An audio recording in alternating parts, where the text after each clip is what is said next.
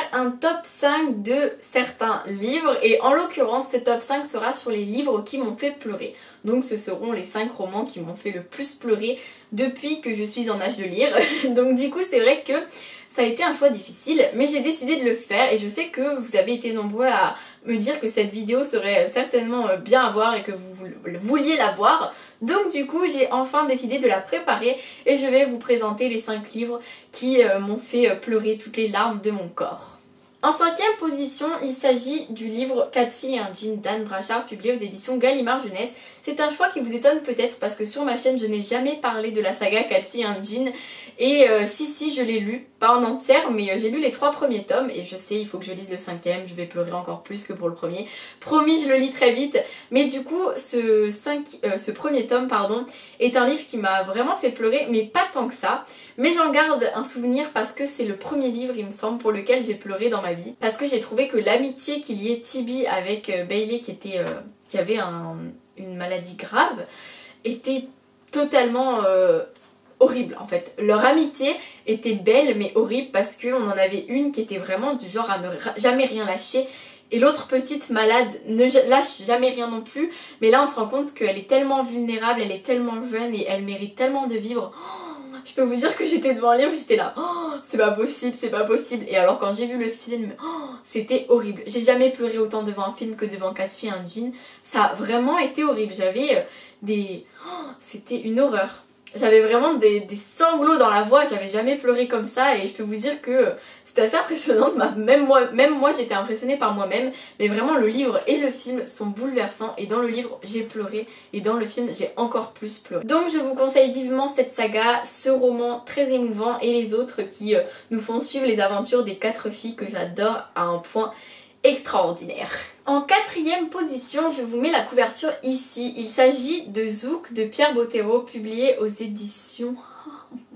Pas une question, j'espère que ce sera marqué sur la couverture parce que je l'avais emprunté à la bibliothèque, c'était à une époque où... en fait c'était les premiers jours de mon blog, parce que c'est une de mes premières chroniques. C'est un roman sur l'anorexie, sans que ce soit non plus trop poussé parce qu'il est très court, il est de 150-200 pages à peine.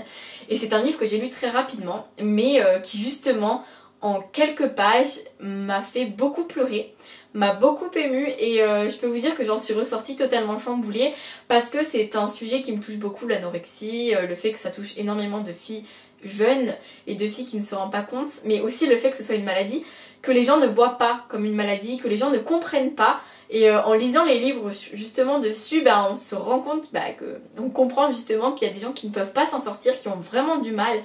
Et ça, j'ai vraiment trouvé ça...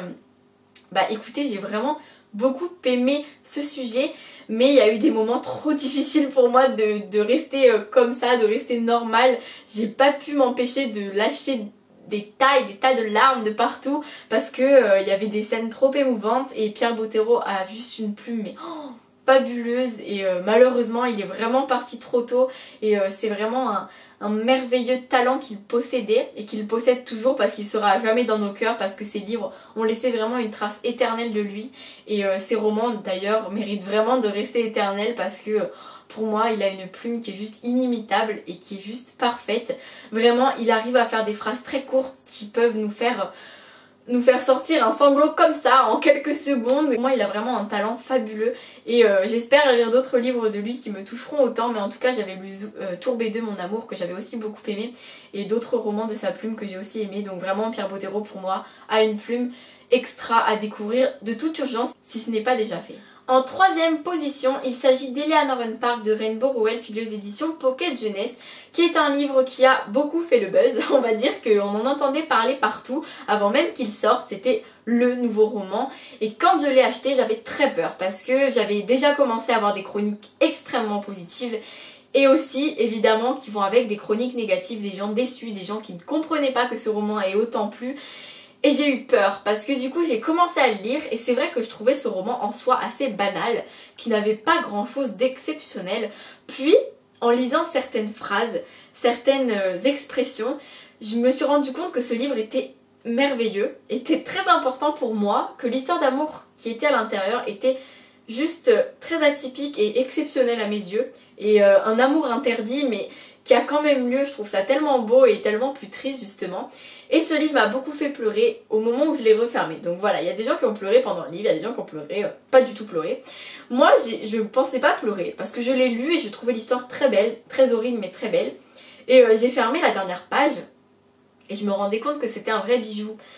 Et j'ai fermé la dernière page et là, je me suis mise à pleurer. Mais alors vous m'auriez entendu, c'était une horreur. J'arrivais plus à m'arrêter, je me disais non, c'est pas possible, ça peut pas se finir comme ça. C'est trop beau, c'est trop triste, c'est trop beau, c'est trop triste.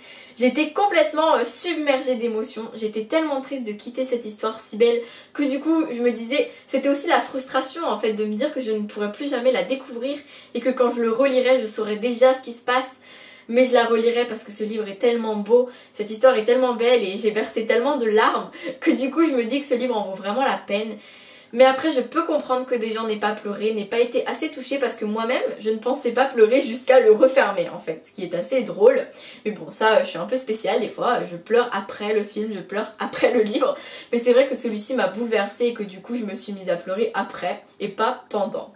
En deuxième position, il s'agit d'un autre de mes livres préférés, L'été des secondes chances de Morgan Matson, publié aux éditions Hachette dans la collection Black Moon, qui est un livre que j'ai lu cet été, et je pense que si vous me suivez depuis un petit bout de temps, même depuis pas très longtemps, vous devez savoir que ce livre est un de mes romans préférés et que c'est le livre pour lequel j'ai presque le plus pleuré dans ma vie, parce que ce livre est merveilleux, fantastique, fabuleux et horrible.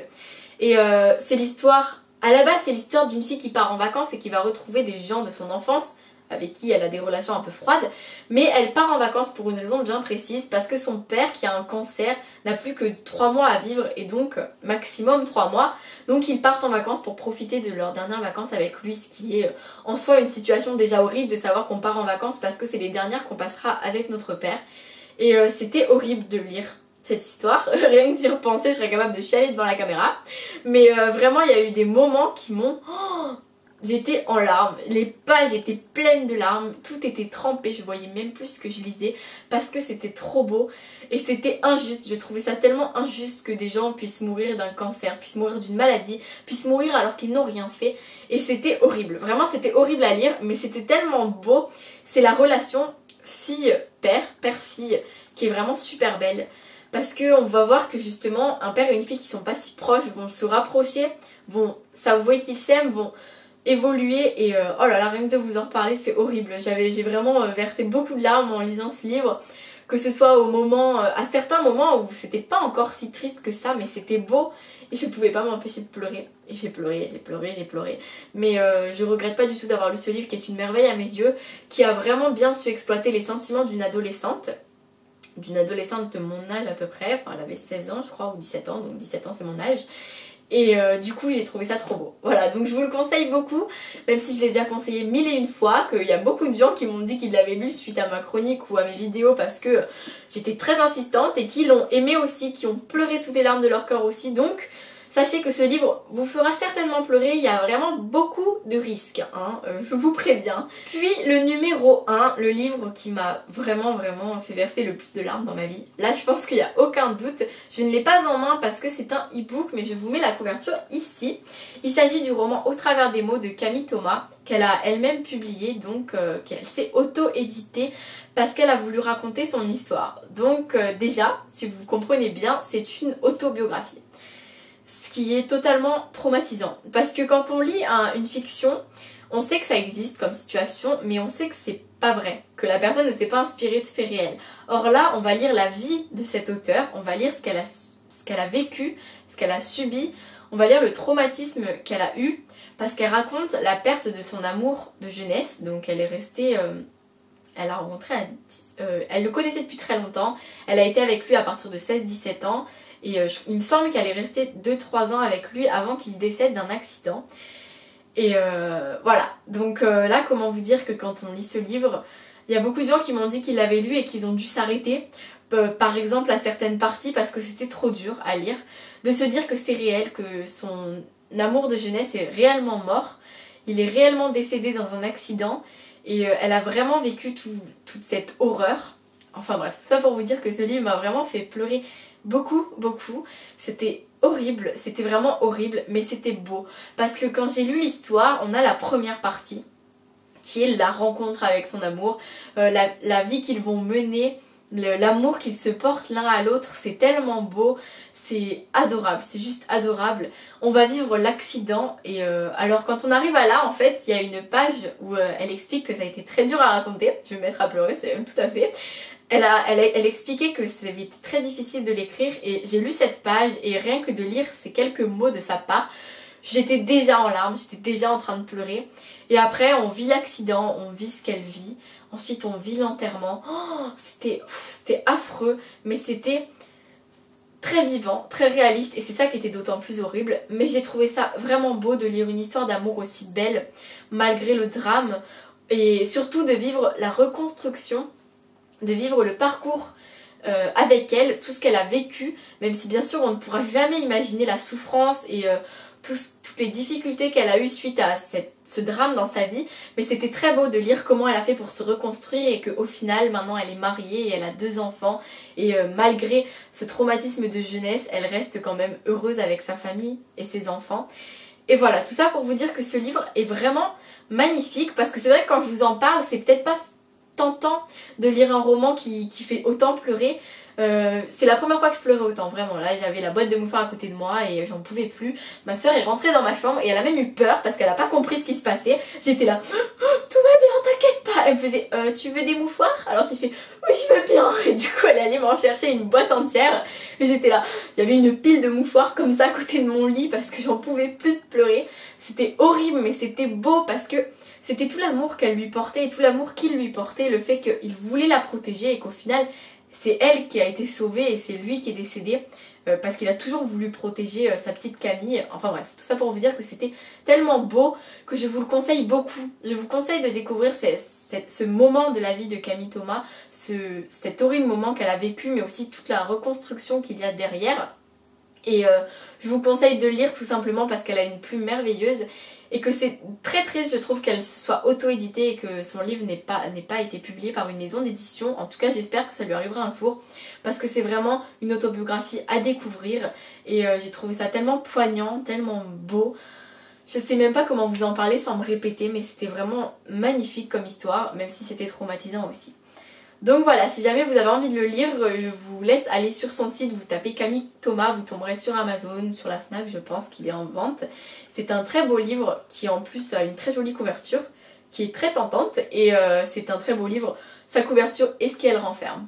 Voilà, j'espère que ce top 5 vous a plu, j'espère que je n'ai pas été trop longue et j'espère que je vous ai donné envie même si je sais pas. Hein. Moi personnellement j'aime bien lire des livres qui sont très émouvants donc c'est vrai que ça me plairait de voir un top dans ce genre et que ça me tenterait, mais il y a des gens qui aiment peut-être pas pleurer et donc ils vont dire alors lui je le lirai pas, lui je le lirai pas, mais c'est vrai que tous ces livres sont très beaux, possèdent des histoires très réelles, très poignantes, très renversantes, retournantes, tout ce qu'il y a de perturbant et je vous les conseille beaucoup parce que ça m'a permis de changer parfois de grandir, parfois de voir certaines choses sous un autre angle et j'ai trouvé ça génial. Voilà, j'espère que cette vidéo vous a plu, je vous fais plein de bisous et je vous dis à très bientôt.